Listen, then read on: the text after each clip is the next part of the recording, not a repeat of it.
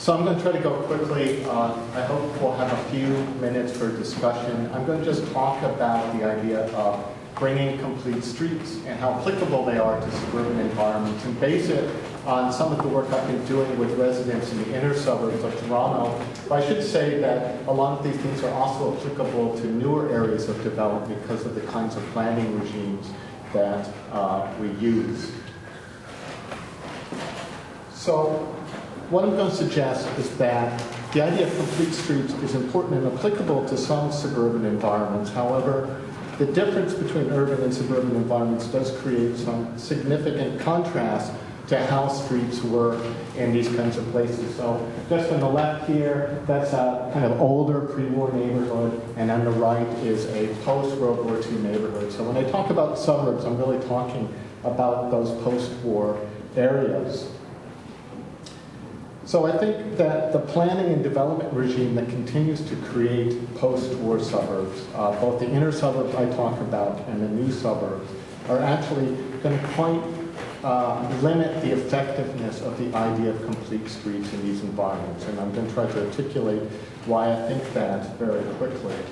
In older areas of the city, and the map you see up here is actually a lot and development map from Toronto in 1850. In places like this that were really laid out before World War II, the block and lot pattern creates a basic framework for development that if you can create something that approximates a complete street, you basically get a pretty good space that functions both socially and in transportation terms.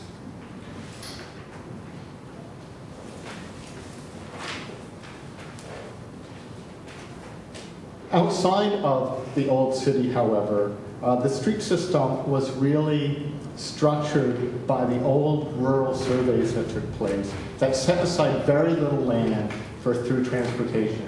And this is just a map of the different surveys that took place in Ontario in the 19th century. The upper right there, you actually see those surveys laid out over Toronto. Where those survey lines were, those are where arterial streets are now. And that's because they came from this kind of rural plotting pattern that was really for making farms and not for making cities.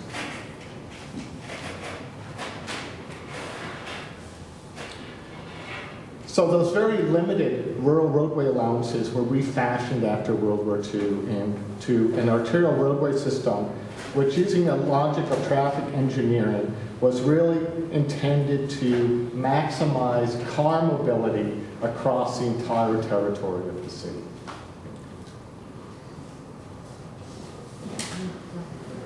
In our idealized state, these arterials are not places where they're supposed to be pedestrians. But obviously, there are pedestrians in them, and there are for very structured reasons in our planning system. So formalized crossings for pedestrians are fit into the overall traffic logic. Signals are located only where it's necessary to control vehicle flows. And development is pushed back from the street. So even when you have pedestrian infrastructure, or it could be bicycle infrastructure, it ends up being isolated and very vulnerable feeling.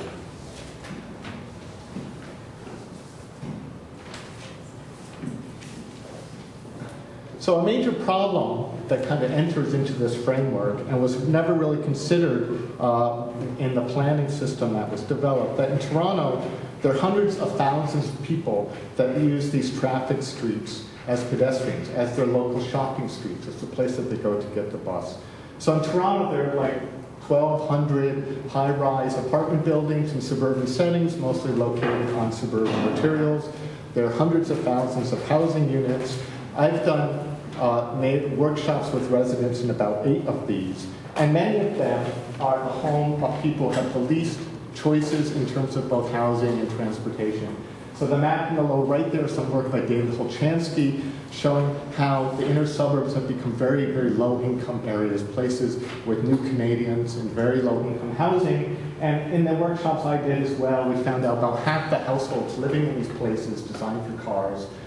There were people without driver's licenses or without cars, or households where many adults shared one vehicle. So a lot of these people are pedestrians a lot of the time.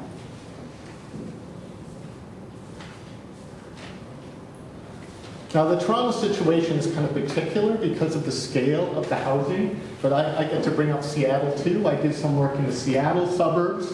And a map there on the left actually shows you a suburban area of Seattle where you get exactly the same pattern of apartments around retail structured by arterial streets. The housing form is different, but because it comes out of similar planning ideas, the actual how it's structured into the landscape and organized is almost identical. And I also get to steal from Daniel's talk here too.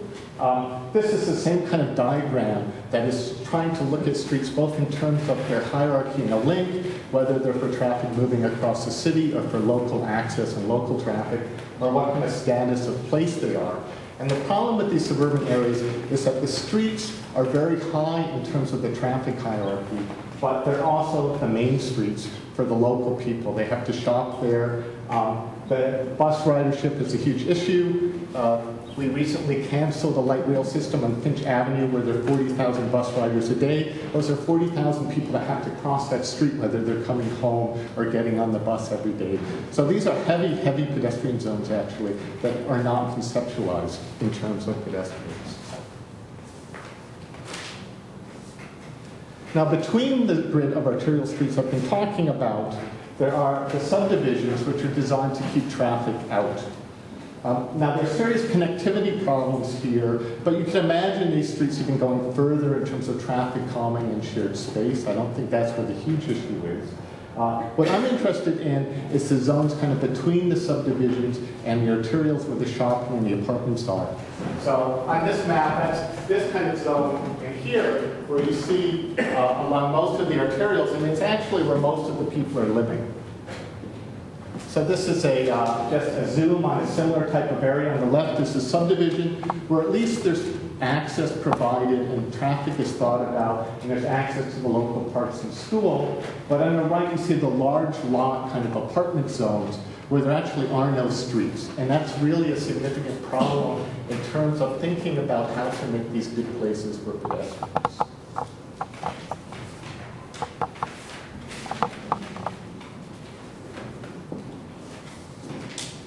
So this is just a diagram that came out of residents in one of my workshops where they mapped all their pedestrian routes. And what's significant about this diagram is how many of those routes are actually not on the street system at all. On the right is the local school, which was designed to be accessed by the single-family housing. That's actually not where the kids live anymore. They live in the apartments, and they kind of have to find their way over to that school. And to the south of this zone of apartments, there's a big shopping mall where everyone shops, and people filter all through both the parking lots and the strip malls to get there. Here are just some images of those kinds of conditions. This is a fence where there's been an informal ladder created that's often ripped open. Pedestrian easements, back of a subdivision. This is actually to the same school I showed you in the last photograph. There's this hole and the fence has been ripped between the housing and the school so the kids can go to school. Again, all on private property.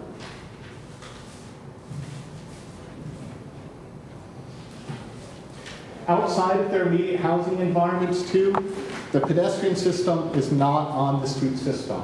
So shopping malls are typical places that people have to get to places like the street and the bus stop to where they do their shopping. On the lower right, that's in a kind of housing area where the driveway system is also the walkway for the children. There's almost no lighting here at night. It's very potholed. It's not a safe environment.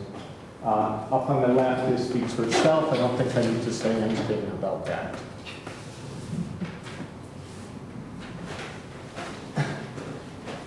So just in conclusion, is the idea of complete streets applicable to suburban areas? And that's sort of one of the questions that we were asked to consider. And absolutely, it's both important and applicable, especially on the arterial streets, which are also people's local main streets. So if we recognize those zones where the pedestrians are, where the transit users are, and start thinking about those streets as needing to be complete, there's a very important application of that concept, and there's real design work, some of which we've already seen alluded to today, that can be done with those streets. However, while the idea of complete streets is a very large piece of transforming downtown areas into highly livable, sustainable areas that support multiple transportation modes. It will have much, much less impact on the kinds of suburban environments I'm talking about. And this is really important and important to, I think, keep in mind, because living in that realm of private property on the arterial streets is a group of people that actually have the least housing and transportation choices. The people with choice are moving downtown. I mean, they're gentrifying neighborhoods, they're going to places they can walk and bicycle and take transit. The people who actually don't have cars and are taking transit and walking not by choice, not as a lifestyle by choice, but because they have to, are living in these kinds of environments. And I think when we talk about things like complete streets, we actually have to go beyond the streets and kind of look at the living context that the streets operate within.